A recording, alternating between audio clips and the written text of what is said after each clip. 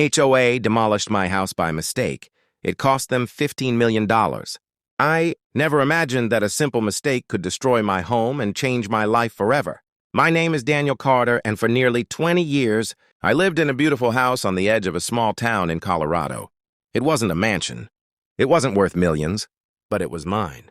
Every brick carried a memory. Every room held a piece of my family's story. My late wife and I built that house together after years of saving. We raised our daughter there. We celebrated birthdays, holidays, and countless family dinners under that roof. Then one morning, everything disappeared. I was away on a 3-day fishing trip with some friends when my phone started ringing nonstop. At first, I ignored it. When I finally answered, my neighbor's voice was shaking. "Daniel, you need to come home." I laughed. "What's wrong?" There was a long silence.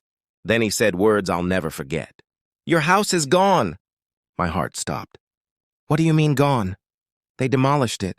I thought he was joking. Nobody demolishes a house by accident.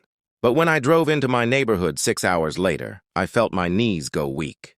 My home was gone.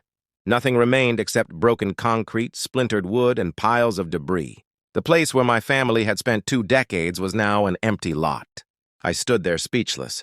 The HOA board members were gathered nearby, talking to contractors. When they saw me, their faces turned pale. One woman whispered, "Oh no." Another immediately looked away. That's when I realized something terrible had happened. The demolition crew had destroyed the wrong house.